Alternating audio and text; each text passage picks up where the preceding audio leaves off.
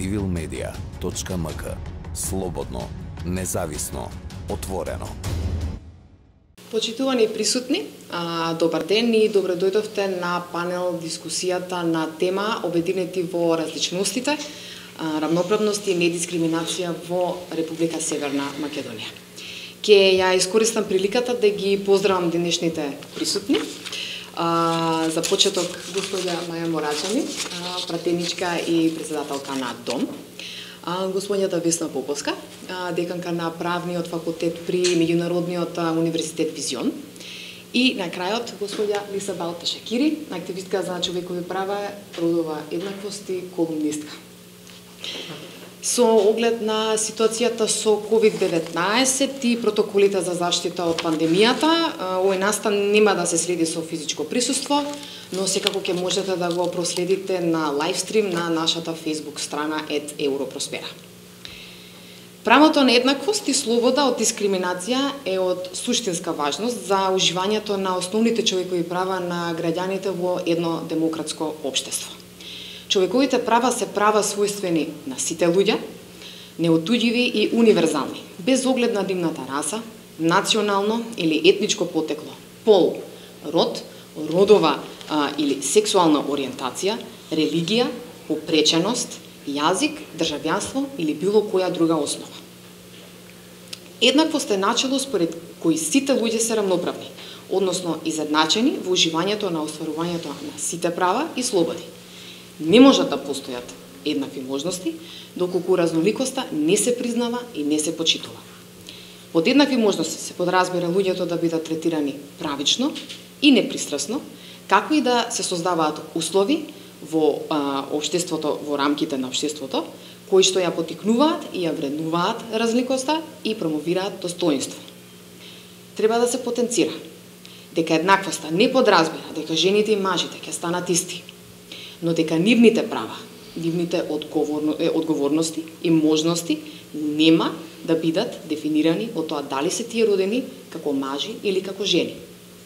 Родовата еднаквост подразбира дека потребите, приоритетите и интересите на мажите и на жените се земаат во предвид, со што се признава нивната разновидност. Треба исто така да се потенцира дека и да се запомни дека родовата еднаквост е човеково право. Родовата еднаквост не е женско прашање, туку подеднакво ги засега и мажите и жените.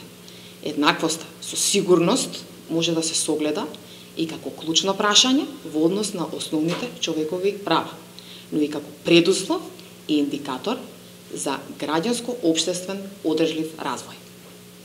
Сите демократски општества се стремат кон овозможување на родова еднаквост, инклузивност и недискриминација, но многу често сме сведоци дека токму овие стремежи се повеќе декларативни отколку суштински.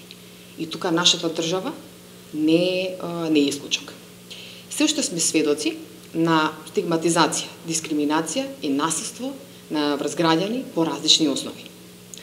Во областа на човековите права, терминот дискриминација представува разлики во однос на уживањето на правата, засновани врз различни законски или неформално вградени основи и принципи. Говорот на омраза, родово базирано насилство, стереотипи, хомофобија, бифобија и трансфобија, родово базираниот јаз во платите, недоволна застапеност и вклученост на жените во државните органи и институции, пречките во остварувањето на сексуалните и репродуктивните права на жените и така натаму, се уште представуваат суштински проблеми во нашето општество. Луѓето во Северна Македонија сметам дека не се доволно информирани за значењето на поимот родова еднаквост. Ниту пак за значењето на принципите на еднаквост и недискриминација како основни делови од концептот за родовата еднаквост. Се уште не постои доволна сензитивност меѓу луѓето, прифатена е исклучиво бинарната поделба на родот, неговото поистоветување со биолошкиот пол и не се прифаќа концептот на родова трансформативност. Во поглед на постојната законска рамка за недискриминација и родова еднаквост може да се нотира напредок и исто така поголемо согласување на македонската легислатива со таа на Европската унија во сферата на човековите права, но целосната имплементација на релевантните закони постанува императив. Од клучна важност е борбата против сите облици на дискриминацијата и јакнење на свеста за важноста на толерантно општество за создавање на поуспешна иднина за сите. Подобрувањето на едно право го олеснува напредокот на другите. Исто така, лишувањето од едно право негативно влијае врз другите. Родовата нееднаквост е исто така подеднакво причина и последица на злоупотребата на човековите права и недостатокот на заштита. Обштествата, каде што има поголема еднаквост, се поуспешни. Имаме пофункционална економија, имаме поефикасен образовен систем, повисок животен стандард и квалитет на луѓето, стабилен здравствен систем кој придонесува луѓето да бидат поздрави и да живеат подолго. Обезбедувањето на еднакво и демократско општество, без дискриминација и предрасуди, каде мажите и жените ќе ги имаат истите можности, не се постигнува веднаш. Секој од нас игра важна улога во обезбедувањето на ваков тип општество.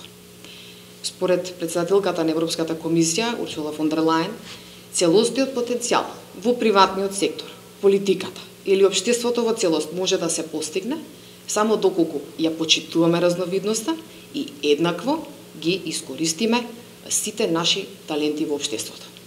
И за крај, подигањето на свеста за родовата еднаквост и недискриминацијата во општеството треба да започне од најрана возраст, за да се овозможи ставање крај на дискриминацијата и промовирање на мултикултурализам, родова еднаквост, толерантност и демократско општество. Ви благодарам. Јас денеска се радувам и ми е многу драго што имам соговорнички од различни сфери. Секако имаме и пратеничка и председателка на политичка партија. Имаме две активистки за човекови права и родова еднаквост кои дефинитивно имаат многу искуство и многу може да кажат за оваа тема. Така што јас не би должала повеќе и јас би ја повикала господјата Морачанин да го даде своето излагање. Повелете. Благодарам, Александра. Прво благодарам за поканата. Мене ми е секогаш големо задоволство да учествувам на вакви дискусии кои што се поврзани со човековите права и слободи. И честитки за одличниот избор на соговорнички и морам да потенцирам дека многу се ретки ситуациите кога имаме 4 жени говорнички на некоја дискусија, панел, дебата. Вообичаено, и тоа истражувањата го покажуваат, дека од прилика 3/4 на сите медиуми кога има некој панел дискусии се мажи, значи само 1/4 се жени говорнички и еве го разбиваме и тој стереотип и тие негативни пракси со оваа дискусија. Јас ќе се задржам на неколку аспекти, еве како пратеничка, значи она што е во функција на парламентот, а тоа е законодавната, надзорната власт секако. И она што е особено значајно за мене е покрај оваа улога на парламентот и за нас како пратенички и пратеници, а тоа е учеството во подигање на јавната свест, во менување на јавната свест, би рекла, по прашањата што се однесуваат на човековите права и слободи. Денес е со фокус на правата на жените и родовата еднаквост, но се разбира и правата на маргинализираните заедници пред се, би рекла, и тука има навистина еден широк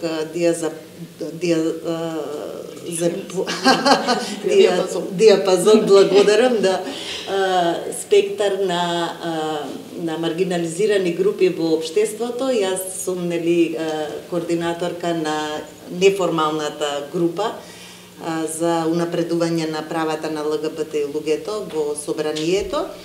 И од тој аспект би сакала да се осврнам на неколку клучни моменти што мислам дека во изминатиот период сме успеале да ги реализираме. Во поглед на законодавството, од особено значење е усвојувањето на новиот закон за спречување и заштита од дискриминација.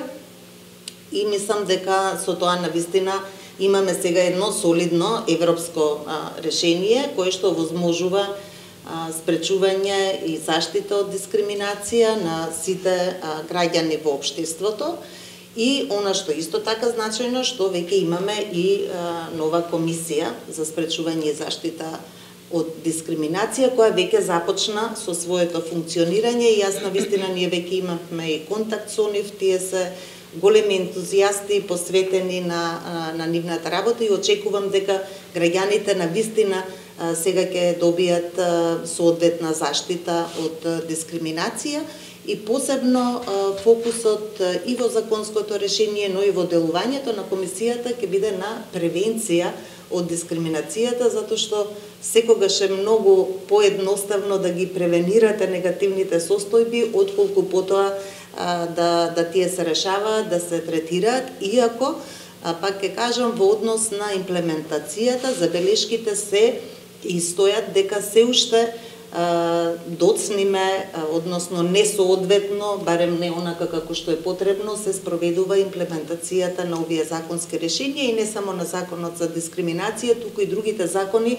кои што се однесуваат на човековите права и слободи. И мислам дека во тој дел е особено важна надзорната улога на собранието и затоа ние и бараме после одреден период, да речеме 2-3 години од спроведување на овие законски решенија, да се организира една надзорна расправа во собранието, за да видиме кои се ефектите од законското решение, дали има можеби потреба од измени на законот или во некој друг дел е потребно подобрување. Она што генерално сега останува како впечаток е дека институциите не соодветно односно со помал ентузијазам, да кажам, ги спроведуваат овие законски решенија и јасна е потребата од спроведување на обуки во институциите кои што се тангирани од овие закони кои што се однесуваат на човековите права и слободи. Започнато е во изминатиот период, да речеме со обуки во Министерството за внатрешни работи, во обвинителството и така натаму. И мислам дека е многу значајно тоа, бидејќи едноставно вработените во институциите не се доволно информирани, еве можеби нивната свесност за овие прашања не е на соодветното ниво кое што е потребно за да може ефикасно и ефективно да се спроведуваат законските решенија. Исто така, јасно е дека се потребни и вложувања на поголеми финансиски средства за оваа цел и мислам дека и тоа треба да биде предмет на интерес и она што еве и ние во собранието сега како клуб на пратенички, тоа е исто така едно неформално тело кое што ги вклучува сите жени пратенички од различни политички партии. Инсистираме, бидејќи во теке законот за буџет, амандмански да се подобри за да се вметне родовото одговорно буџетирање во законот за буџет. Тоа е многу значајно, ние и неколку години најназад веќе зборуваме за потребата од родово одговорно буџетирање, кое практично значи дека се води сметка и за буџетот од аспект на родовата перспектива, бидејќи мажите и жените имаат и различни потреби во општеството и затоа треба да се обезбедат соодветно и финансиски средства. Тоа не значи по дефолт пари за мажи и пари за жени, еве вака да објаснам поедноставно, но мора потребите на жените, бидејќи тие се половина од населението, да бидат вклучени во буџетирањето и понатаму да се следат преку тие родово разделени статистики, односно родови индикатори, за да можеме врз база на објективни критериуми потоа да процениме дали нешто имало ефект позитивен или не и што треба да се менува. И драго ми е што веќе тоа е во фаза на спроведување и мислам дека и во институциите веќе се работат вакви родови индикатори за да може процесот да се спроведува соодветно, да можеме проценка да вршиме навистина врз база на аргументи, затоа што инаку не се релевантни податоците што ги имаме.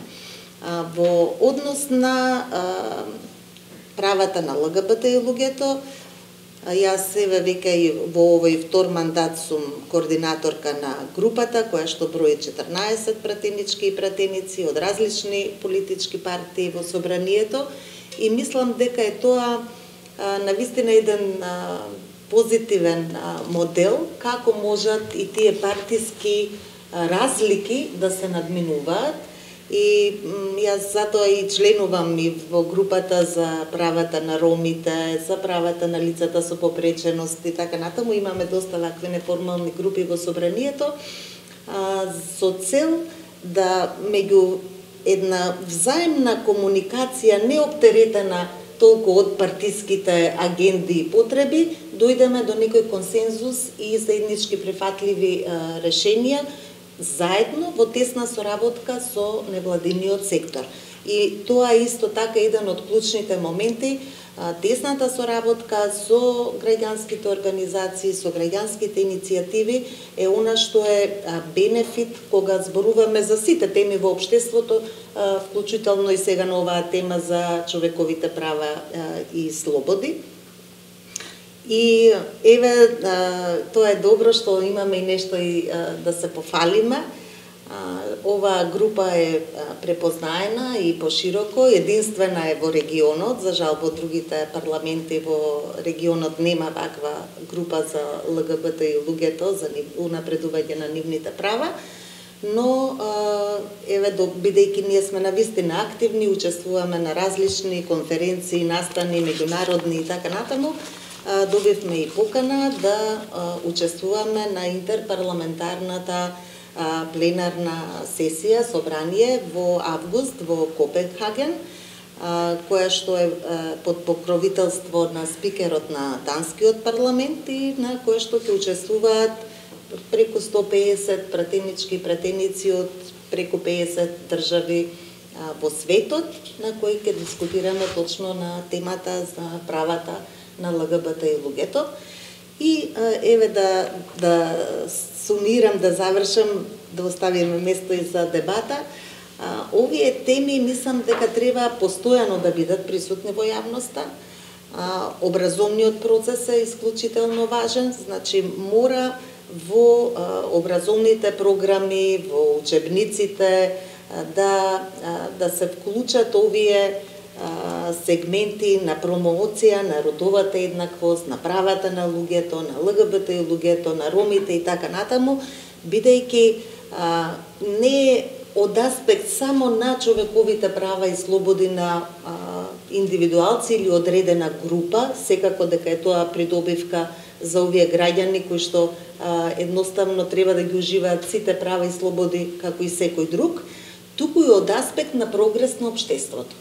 Бидејќи едно општество не може да постигне развој, прогрес и напредок, доколку сите не сме вклучени и не го дадеме нашиот вкупен потенцијал кој што го носиме во себе. А секој од нас, без разлика на која етничка група припаѓа или кој е родот или каква сексуална ориентација, социјалната положба и така натаму, сите носиме во себе потенцијал и улогата на институциите, на државата, на општеството е точно тоа да го поттикне, да го промовира она што како индивидуа секој од нас го носи и тој потенцијал потоа да се преслика во прогресот на целокупното општество. И јас тоа често го спомнувам кога зборувам за правата на жените. Да, многу е важно напредувањето на правата на жените за самите жени и нивната вклученост и во политиката, и во економскиот живот и така натаму, но замислете колку позначајно е тоа за севкупното општество ако половина од популацијата ја стимулирате, ја поттикнете да го даде својот максимум. Така што само сите заедно можеме да одиме напред. Драго ми е што во минатиот мандат го сменивме законот за прекин на бременост. Сега имаме еден одличен либерален европски закон за прекин на бременост. Во овој мандат го донесовме и новиот закон за спречување и заштита на насилство против жените и семејно насилство, така што во контекст на носење на законската регулатива, навистина мислам дека покажавме еден прогрес во овој контекст и еве сега е во собраниска процедура и законот за матична евиденција, измените на законот со кој што треба да се обезбеди правно признавање на родот, што беше и пресуда од Европскиот суд за човекови права, и се надевам дека ќе продолжиме со тоа темпо и таа пракса да обезбедуваме на вистина во законската регулатива и во незината имплементација почитување на човековите права и слободи на секој граѓанин во општеството. Ви благодарам многу за вашето исцрпно обраќање и ми е многу драго, би можела да кажам дека се повеќе се обрнува внимание на токму тој родов аспект при креирање, значи, на политики, на стратегии, на законски рамки, така што тоа ми е дефинитивно многу драго и се надевам дека и дебатата во Данска што ќе ја имате, ќе можете нели да споделите некакви добри практики или да искористите што можат вашите партнери во Данска токму да ви кажат нели секако добрите практики да можат да се пренесат тука. Но за тоа исто и за вашата работа во Комисијата за еднакви можности меѓу мажите и жените ќе зборуваме понатака во дискусијата. Сега би сакала да ја повикам господината Поповска да го каже незиното излагање. Ти благодарам, Александра, и за поканата и за оваа можност да разговараме за работи кои навистина се важни и кои значат во женско друштво, така да го кажем тоа, или од перспектива која ќе биде, верувам, подеднаква разбрана. Бидејќи некако почна дискусијата од делот за човековите права, би се навратила теоретски во зародишот на идејата за човекови права, а генерално тоа е фактот дека човековите права како такви се реално почнува да се развиваат после Втората светска војна, кога поединецот добива jus standi in judica или правен субјективитет пред меѓународните организации.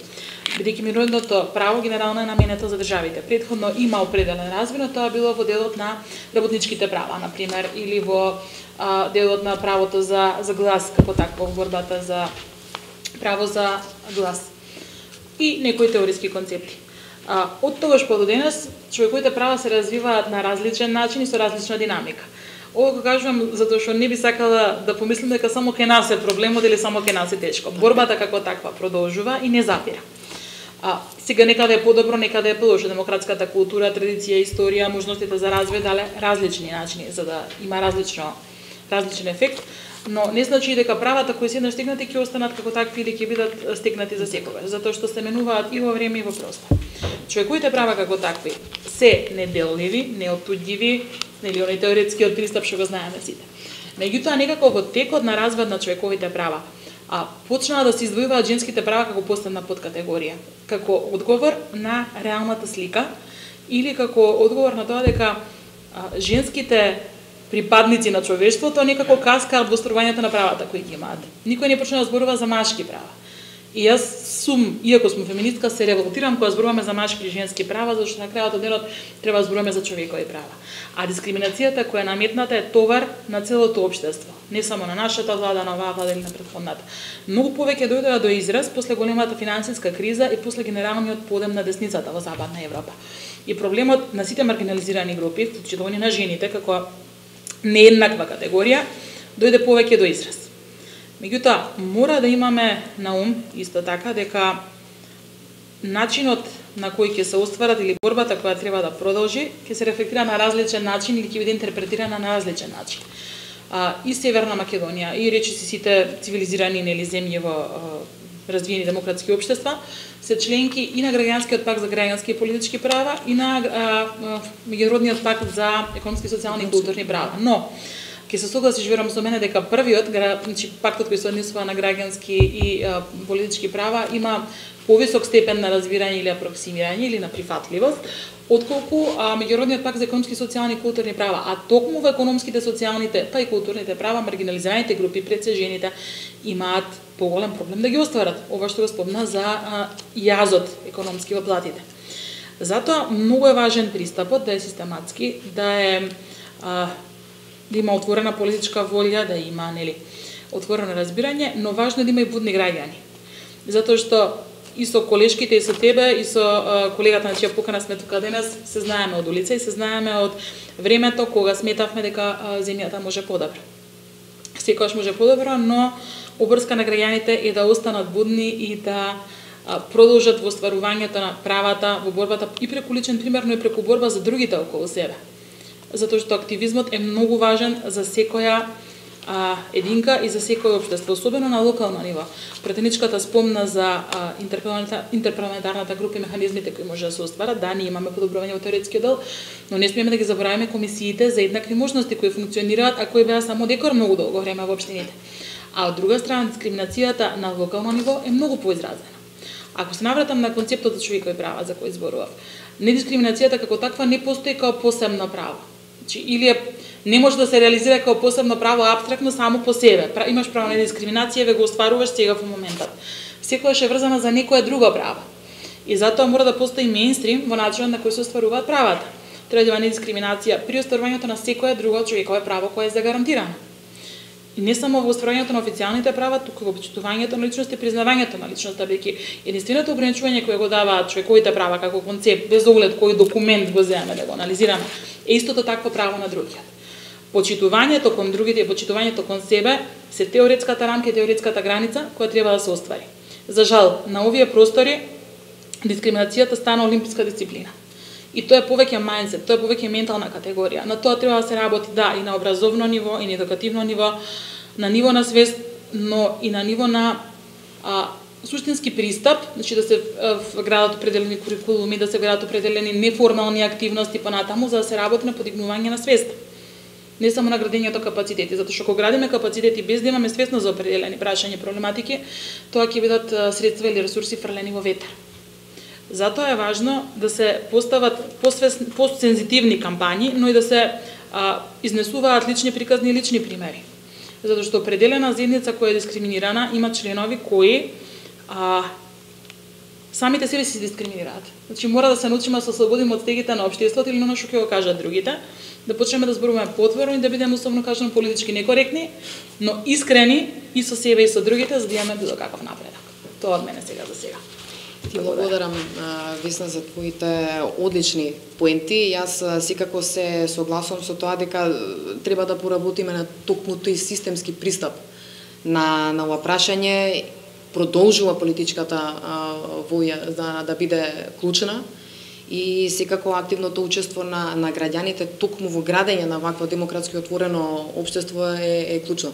И секако исто се согласувам со аспектот што го кажате за тестимонијалите и за посензитивните кампањи кои се потребни за токму тоа да се постигне. Верувам дека следниот чекор би додека пратеничката кој ќе го искористаме и како активистка и како професорка по право, моментот да агитираме или да апелираме за една изборна единица. Затоа што само преку една изборна единица помалите групи или се што е маргинализирано ќе има начин да дојде до институционално представување. Дали тоа ќе биде ЛГБТ заедницата, дали тоа ќе бидат помалите заедници или оние заедници кои се помали од 20%, што за мене многу неубав израз, бидејќи правата не смеат и не може да се врзуваат со бројки. Дали тоа ќе бидат активисти за зелена средина, активисти за легализација на канабис или што и да, ќе успееме да го слушнеме нивниот глас само ако Република Северна Македонија биде една изборна единица и ако добијат пристап оние кои тоа не можат да го кажат, оние кои не можат да бидат чуени. Ви благодарам. Повеќе за ова ќе се навратиме во делот за дискусијата, а сега секако би сакала да ја повикаме господината Балташа Кири, да го слушнеме и нејзин одговор, па после Пред се ви благодарам на поканата. Ќе се навратам на првата отворена реченица од господја Морачанин, која рече дека сме 4 жени и има уште 4 мажи позади камерите, кои што со нивната техничка поддршка ни помогнаа денес да бидеме тука. И овој мал елемент, овој мал сегмент на тоа како ние денес успеавме нели да ја започнеме дискусијава која што верувам дека ќе заврши убаво и ќе придонесеме на некој начин на подигање на свеста кај сите граѓани и целата публика што не следи денес, покажува дека ние не можеме да се бориме за нечии права сами, без разлика дали е тоа унапредување на правата на жените или на ЛГБТ заедницата или други стигматизирани групи, без поддршката на сите Значи на сите други кои што не се засегнати со нели не спаѓаат во групата чии права треба да се унапредуваат. Пред се мораме да сватиме дека унапредување на правата на една група не значи дека им се одзима правото на другите. Кога ние тоа ќе го сватиме, тогаш мислам дека ќе биде полесно, затоа што ако се навратиме на законските регулативи, ние речиси имаме безпрекорни закони. Ако одиме кон сега безпрекорни секако дека не можат да видат, меѓутоа има голем прогрес во таа смисла. Ако гледаме, еве имаме комисија против дискриминација, имаме невладини организации, групи на интерес кои што придонесуваат на секој начин. И гледаме каде е проблемот, зашто ние денес разговараме за дискриминација. Че дискриминацијата јас не ја гледам како проблем, тука ја гледам како резултат на некој проблем, како последица. Што е тоа што причинува да се случи вакво нешто? Значи, дефинитивно мораме да се вратиме, секако дека во образованието мора да има инкорпориран некој систем, да кажеме, каде да се свртат децата, најдуваат на промоторни пораки против дискриминација, за, не знам, толеранција и така натака. Меѓутоа, дефинитивно мислам дека поттикнува од дома. Значи, потекнува од дома и значи, на некој начин несвесно ние стануваме дискриминатори. Со тоа што неретко гледаме како се заплашуваат дури децата со одредена група. Машко дете кое плаче, секогаш е наречено дали со зборовите педер или со гениталниот орган на жената. Значи, од тука започнува. Тоа после, што ние денес го гледаме на институционално ниво или на улица, тоа е само последица на тоа што се случува предходно. И доколку можеме сите заедно, од најмали нозе до представниците кои што се служат многу отворено со говор на омраза, почнеме со сите можни санкции, па на крај на денот и да ги тапетираме таквите личности, зашто сметам дека тоа се индивидуи кои што се исклучок од човештвото, да кажеме, зашто ние како човештво, како целина сме добри луѓе, ние сме навикнати на сите различности, тоа е инкорпорирано во нас, во нашата подсвест. Ние знаеме да се прифатиме себе си, кога сме тажни, кога сме среќни, кога сме добри луѓе, кога сме малце злобни, нели?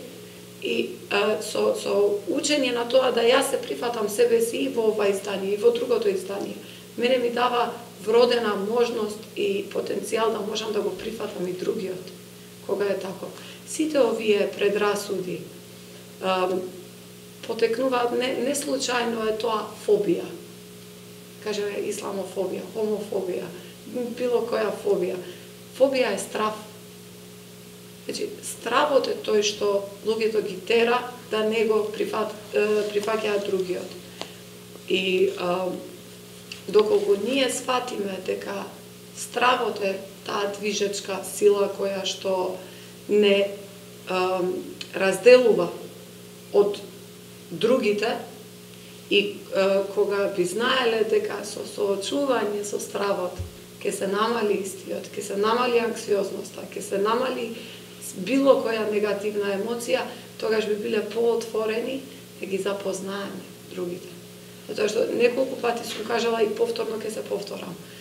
Не сум слушнала некој да мрази одредена група, а да има било каков однос или контакт со таа одредена група. Самата сегрегација на таквите групи е тоа што доведува до да ние бидеме тука денес и разговараме за нешто толку фундаментално како човекови права. Тоа е се сега. Ти благодарам, Лиса, за исто за твоите одлични поенти. Јас би го повторила твојот дел каде што ти напомена токму тие стравови или таа фобија од најразлични види. Сметам дека токму тој контакт, сензитивизирање, подигање на свестоста кај јавноста за клучните аспекти, како може да се надминат тие стравови, ќе биде суштинско за да може да се дојде до некакво заедничко разбирање. И секако само така мислам дека ќе може да имаме едно општество каде што сите луѓе ќе бидат подеднако прифатени, еднакви и демократско општество со толеранција и отвореност. Јас првото прашање, доколку е во ред, јас би преминала на делот за дискусија. Јас би почнала токму со тие стереотипи или, како да кажам, традиционални стереотипи кои преовладуваат во нашето општество, токму према жената, доколку разговараме за родова рамноправност. Мислам дека сме свесни дека жената се соочува со доста традиционални стереотипи во нашето општество, дали било тоа во приватниот сектор, дали било тоа во политиката или во општеството во целост.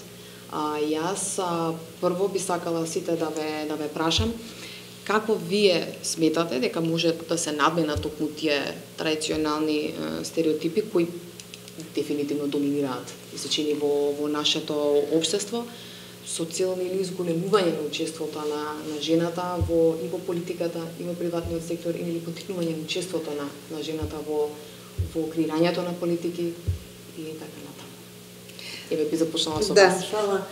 Александра, да, тоа е еден од клучните аспекти кога зборуваме за родова еднаквост и воопшто за сите човекови права, како да се надминат овие стереотипи и предрасуди кои факт е дека се присутни во нашето општество, и се согласувам со Лиса дека тоа потекнува уште од семејството, од домот и понатаму се надградува, би рекла, во образовниот процес, за жал, затоа и го споменав образовниот процес кој што е многу значаен од овој аспект, бидејќи вие не можете значително да действувате во домовите на луѓето, затоа што семејството, родителите се имаат своји аспекти на видување, свој светогледи и директно, индиректно, сакајќи не сакајќи, потоа ги пренесуваат врз децата.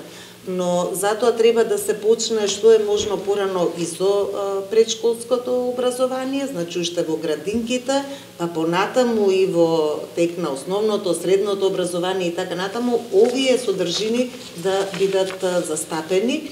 И тоа е една и од целите на воведување сеопфатно сексуално образование. Мислам дека е тоа навистина многу важно за еден клучен исчекор како да ја менуваме јавната свест за овие прашања и како да ги разбиваме овие стереотипи. Инаку да, присутни се, еве, и јас се согласувам исто како феминистка и многу често со жените феминистки имаме дебата на оваа тема, дали се потребни родови квоти или не за учество на жени во политика, бидејќи од аспект на жени кои што постигнале реализација во општеството, се вклучиле дали во економските текови, се успешни политички, без разлика на она што тие го одбрале како улога во општеството, тие се и критичарки, би рекле, најголеми на квотите, затоа што се осеќаат сосема рамноправни и способни без некоја квота да учествуваат, еве да речеме конкретно за квотите во советите и во парламентот. Но реалноста е дека пак во пошироката јавност, ако не постојат овие квоти, ние не би имале толкаво големо учество на жени во советите и во парламентот. Моментално квота имаме 40%, има 39% пратенички во собранието, а во извршната власт имаме колку 4 министерки во владата и мислам дека се 4 градоначалнички, 6 министерки, нешто така. Се едно, многу е мал бројот. Значи, онаму каде што нема квота, немате присуство на жени. Истото се случува и со раководните позиции. И во економската сфера, многу мал број на жени, собственички на бизнеси, на раководни функции и во јавните предпријатија, исто така, главно на раководните позиции се мажи. Што значи дека ние се уште како општество имаме потреба од квота, бидејќи таму каде што нема квота, многу мал број жени ќе има и се надевам дека тоа е целта во иднина да созре општеството и практично да нема потреби од квоти. Еве, например, во Шведска немаат квота, ама доколку политичката партија не излезе со листа со подеднаков број мажи и жени, самите граѓани тоа не го поддржуваат и нема да ги гласаат. Значи, ова што го спомна Весна е многу важно. Граѓанското мислење, граѓанскиот притисок врз политичарите, носителите на одлуки е многу важен и се согласувам дека треба постојано да сме будни сите како граѓани, оти гледаме дека во некои европски држави, членки на Европска унија, имаме беклеш, гледаме уназадување во контекст на човековите права и слободи, што значи тоа не е еднаш за секогаш добиена битка, дали со законот или имплементација, туку мора постојано едноставно да бидеме присутни сите во јавниот дискурс на овие теми и да даваме свој придонес. И да се вратам на квотите, веќе е во собрание предлог закон за кој што, еве и јас сум една од пратениците кои го поднесовме за измени на изборниот законник, а тоа е за една изборна единица. Апсолутно се согласувам, Весна одлично кратко го елаборираше значењето на воведување една изборна единица и исто така за отворени листи, за да може и одговорноста на избраните политичари да биде поголема потоа кон граѓаните кои ги бирале како лична одговорност и воведување квоти од 50% за жени, односно еднаков број жени и мажи на листите за советници и пратеници. Така. Јас секако исто би искористила и шансата да потенцирам дека застапеноста на жените и нивната вклученост во политичките процеси мора да биде клучен аспект од нашата понатамошна демократизација и секако европеизација на нашето општество, нели како земја аспирант за членство во Европската унија, која секако мора и да го усогласи нејзиното законодавство со тоа на Европската унија, но тоа секако ќе го фатиме, ми се чини, на крајот од дискусијата. И секако исто така веќе кога зборувавме за квотите во собранието, застапеноста на жените во собранието како статистика секако сметам дека не е гаранција за обезбедување на родова еднаквост во работата на собранието, туку е, еве да кажеме, само еден дел од целосното функционирање и употребување на капацитетот на собранието. Така што сметам дека ова дефинитивно треба да биде еден од фокусите на следните активности и на политичките партии, но и на државата како во целост. Така е. Александра, само куса, ако дозволите, точно не е гаранција бројката дека има и жени, па и пратенички, советнички, кои што не се родово сензитивни. И тоа е факт. Но квотата ви дава можност да имате квантитет во одреден момент за да имате поголемо влијание, инаку па знаете, ако имате 5-6 пратенички од 120, пак апсолутно можноста за некакво делување во насока на родова еднаквост е минимална. И тука се согласувам апсолутно и затоа и беше мој предлог уште на крајот на минатиот мандат сите пратеници, без разлика, жени, мажи, пратенички, да поминат на почетокот на мандатот низ една куса обука за родова сензитивност. И тоа веќе од овој мандат се спроведува, затоа што едноставно не сите пратеници се заинтересирани за оваа тема. И добро е да имаат одредени сознанија, така што и во тој дел се работи и во самото собрание на подигнување на родовата еднаквост. Драго ми е што се одржуваат такви обуки секако и како организација која се залага за родова еднаквост, за толерантно општество, отворено општество, секако би ги повикала и пратениците и политичките актери да го вклучат граѓанското општество токму во овие активности кои водат кон родова сензитивност и репрезентација на жените и секако еднаквост помеѓу мажите и жените во собранието. Јас би те повикала тебе да го можеш и да се надоврзиш токму и на едната изборна единица и токму тоа што го дискутиравме пред малку. И благодарам, Александра, би се доврзала на она што Маја го кажа, а потоа би се вратила од нова изборна единица. Квотите се апсолутно потребни во општество кое не е сензитивно, затоа што прво, оние што не сакаат да гледаат жени на високи позиции, треба да се навикнат да ги гледаат. Затоа се важни и овие емисии, затоа се важни и квотите во собранието, но и квотите за изборните листи и уште повеќе квотите за градоначалнички, квотите за носителки на листи. Затоа што жените се, да, 1/3 или 40% таму кај што има колективен избор на органи. Ама таму кај што е еден носител на одлуки, например градоначалничка, или таму кај што е реалната моќ, кај што се финансиите, ве видите ги на локално ниво, на кои комисии се претседателки жени, на кои комисии се претседатели мажи, кај што се финансии и буџет е машко, кај што е култура, социјално образование, дајте тоа на жени. Слично и во собрание. И во собрание слично, ама таму оставам на вас да се изборите. Верувам дека ќе има напредок. Многу е важен системот за селекција на кадар во партиите внатре. Затоа што квотите се првиот чекор, кај што нели треба да има определен број на жени, а вториот чекор се колку жени и какви жени ќе бидат ќе потонат тие квоти. Затоа што партиите многу често за да си осигураат доминација, затоа што ние имаме султанатски ориентирани партии, кај што имаме доминантни машки лидери. Иако се има нели обиди за демократизација во определени сфери, меѓутоа тргнете од тоа, вие сте една од ретките жени која е на чело на политичка партија, тоа е помала политичка партија. Големите се предоминантно машки, ако се ги има веќе определени практики, мора да има, да, веројатно. Затоа мора да има некаков систем за селекција на кадар внатре партиски. И да не биде тоа најблиската до шефот, на овој или на оној. Да поминат навистина најдобрите кандидатки за да има најдобри резултати, затоа што ако еден маж не успее, добро, не успел, не беше добар пратеник, дајте друг на листава.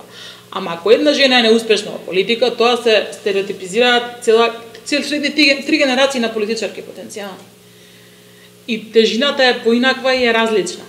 Затоа имаат пак поголема тежина семејните односи, семејните средини, мајките, пред се, но и татковците. Јас сум ќерка на родово сензитивен татко, кој иако е роден во доцните 50 е веројатно посензитивен и понапреден за некои современи сваќања. И не мислам дека има потреба да толку колку што има потреба од разбирање и потреба од свесност. Едноставно не го правиш на другиот, она што не сакаш тебе да ти го прават. Секој пратеник е роден од жена, теоретски. Ако нешто има поинакво не сум информирана, кажете ми. Она што не би сакал да го прават на мајка му, на жена му, на ќерка му, на некоја друга женска особа околу него, не треба да го прави он никому. Секој еден човек. Или на машка, нели? Едноставно не им го прави на другите тоа што не сакаш тебе да ти го прават. Сите проблемот на политичарите или на луѓето на високи позиции генерално што забораваат од каде се доедени. И дека се тоа е минливо. Минливи се функциите, битно е што ги го оставиш позади тебе и пошто ќе те памтат. Мустафа Кемал Ататурк, кој е роден битолчанец, а нели ја формирал современа Турција, најголемите реформи ги направил за една ноќ. Ја поставил тогашна Турција на 6 стрели и меѓу другото кажал дека се добро што е направено на овој свет е направено од жена. Така што може би треба да се навратиме на некои други историјати. Може би треба да се вратиме малку кон себе си, повеќе кон човечкото отколку кон политичкото. Ако се тоа го земеме во контекст на изборна единица, ние веќе на следните избори ќе имаме идеален резултат.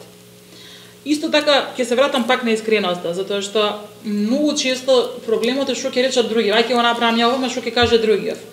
Дури ако е некој родител или некој политичар сензитивен кон нешто што се случува во неговата партија, во неговата локална организација, ама чекај другиве ќе кажат нешто друго, не дека не му смета, ама што ќе кажат другиве. Затоа е многу важно да сме искрени сами со себе си, искрени со другите. И искреноста е многу важна во политиката, иако е заборавена како вредност. Многу мина од оние што протестираат едно време за тоа дека името не го даваме, не би дозволиле, не би се согласили со тоа жената која ќе се омаже да си го задели сопственото презиме. Тоа е лицемерие. Затоа треба да се преиспитаме и да почнеме од себе си, а и овие прашања почнеме да ги поставуваме системски.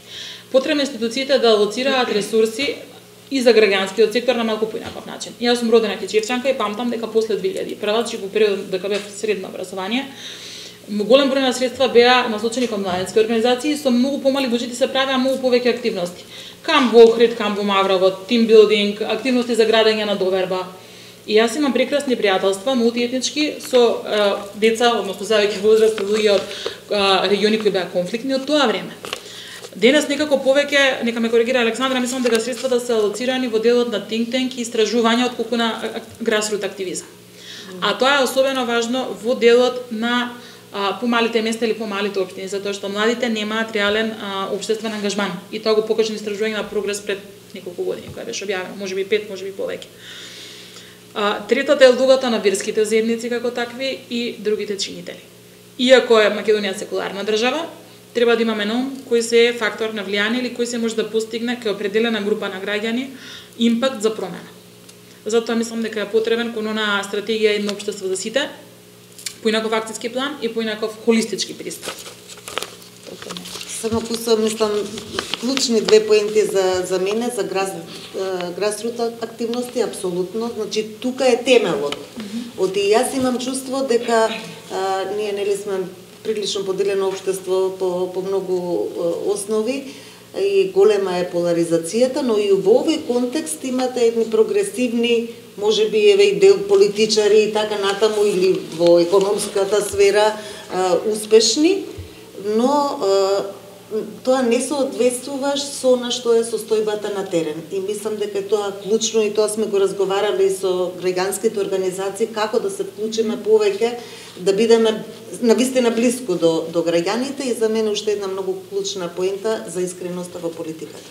Апсолутно мислам дека е клучно и дека, за жал тоа ретко го гледаме, дека некако се оддалечуваме како политичари од вредностите поради кои сме се вклучиле во политичкиот животот и тоа е јавна функција и да, минлива. И придонесот и задоволството е да оставите белег за себе во тоа ваше кратко или подолго делување сеедно, но мислам дека тоа треба да биде водилка, вредносниот систем во кој секој политичар верува, а не како што често се случува, тоа се согласувам, бидејќи мнозинството, знаете, тоа веќе вид на популизам ќе кажам, она што луѓето сакаат да го слушнат, што е поприфатливо. Не сакав тоа да го кажам, со тоа изгорам, а тоа е популизам. Тоа и така е. Еве ќе бидам политички некоректна, но тоа е тоа. Мислам, мора да наша е одговорноста на крајот да водиме кон прогрес во општеството и да им објаснуваме на граѓаните што тоа значи. А полесниот начин е да бидете популисти, само да им се додворувате на мнозинството граѓани, но не гледам дека така може општеството да води кон прогрес. Ниту тоа води кон трет мандат. Можеби ќе добиете втора, ама на третиот Да, во крајна линија веројатно и од тој аспект треба да биде помотивирачки, да бидеме достоинствени, искрени пред себе и пред другите. Пред да дадам збор на Лиса и да се придвижуваме кон завршницата, би сакала да кажам нешто што во меѓувреме мислам дека се инспирирав од поентите кои ги кажа Весна.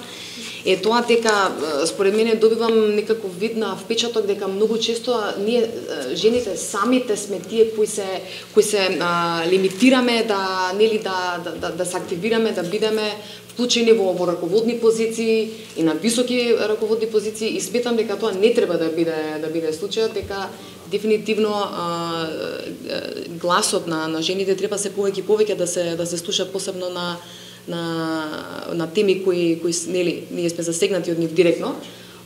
Така што само сакав тоа да го потенцирам и секако би го дала зборот сега на Лиса пред да завршувам. Да, кога сме кај искреноста, тоа е точно тоа на кое што јас сакав да осврнам внимание. Знаете, ние малку зборувавме за жените во политиката и во општествениот живот. Мислам дека не сме стигнале до таму. Ние се уште сме кај жената дома. Да.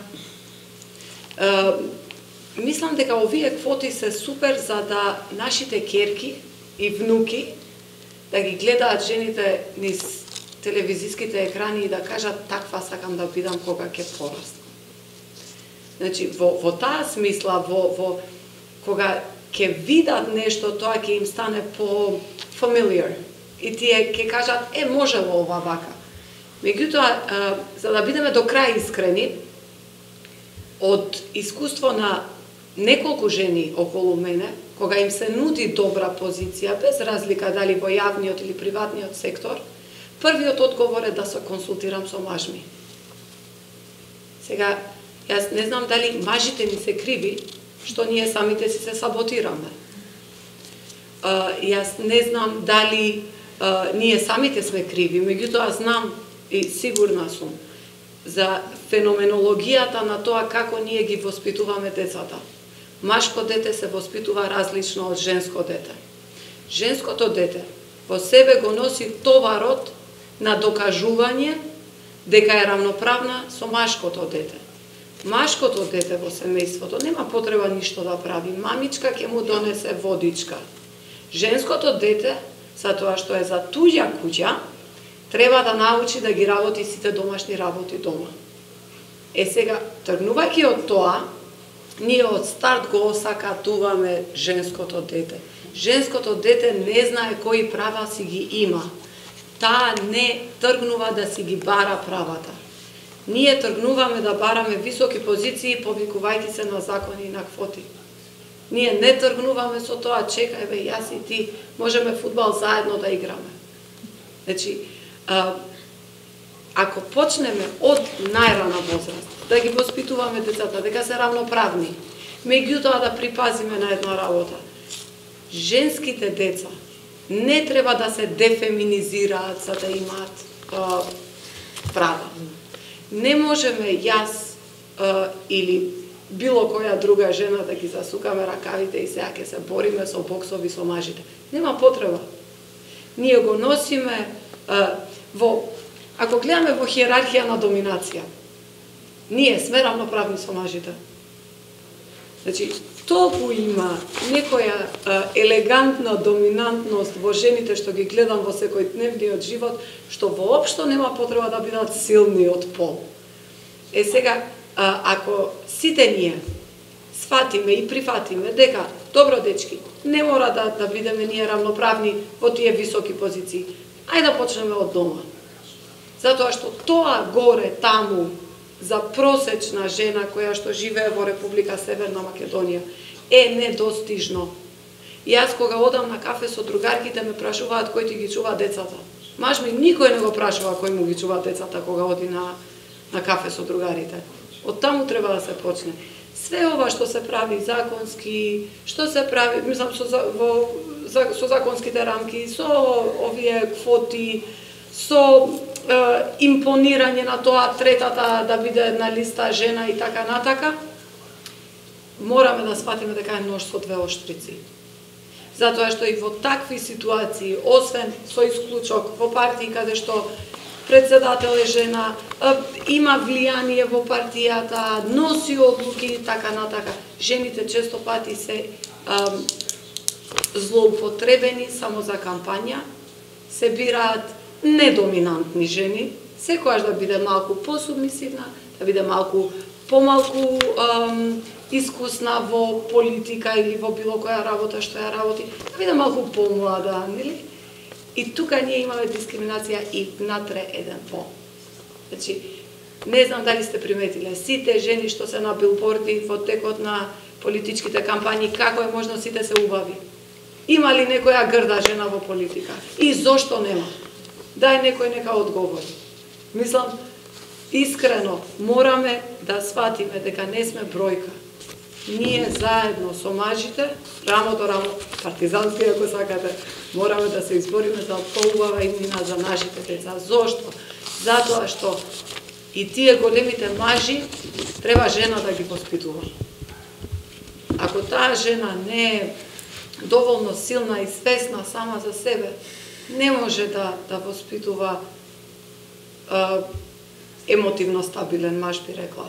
Ке воспитува или индивидуа која што е поагресивна отколку што треба да биде затоа што се плаши од некоја си субмисивност, или ќе биде вечито жртвено јагне.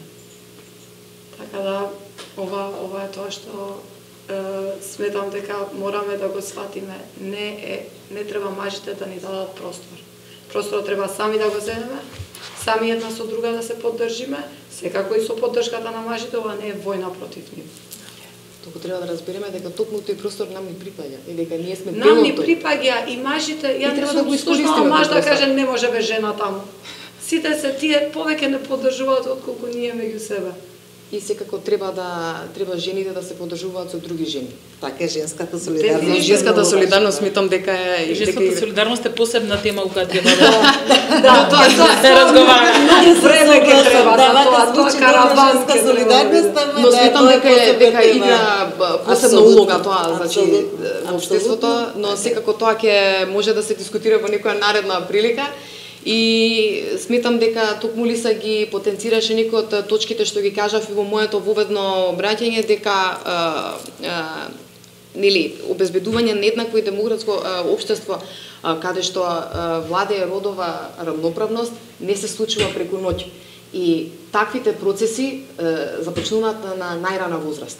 Така што тоа е нешто што треба дефинитивно да го имаме на ум, но сега дека веќе мораме да завршуваме, може веќе надминавме еден час, затоа што нели секако имавме многу што да кажеме и секако оставаме за друга прилика да ја продолжиме оваа дискусија и јас уште еднаш ќе ви се заблагодарам многу за вашето учество и за вашето присуство на денешната панел дискусија. Ни предстои долг пат до постигнување на целосна еднаквост во македонското општество и така што ве повикувам сите лично, значи и вам и тие што ја следат денешната панел дискусија да се вклучат во овој процес и секако секој од вас активно да придонесува кон постигнување на општество кое е слободно од било каква дискриминација. И јас би завршила тука, ви благодарам уште еднаш за вашето учество и се гледаме во некоја следна прилика. Ви благодарам и се најувам. civilmedia.mk Слободно, независно, отворено.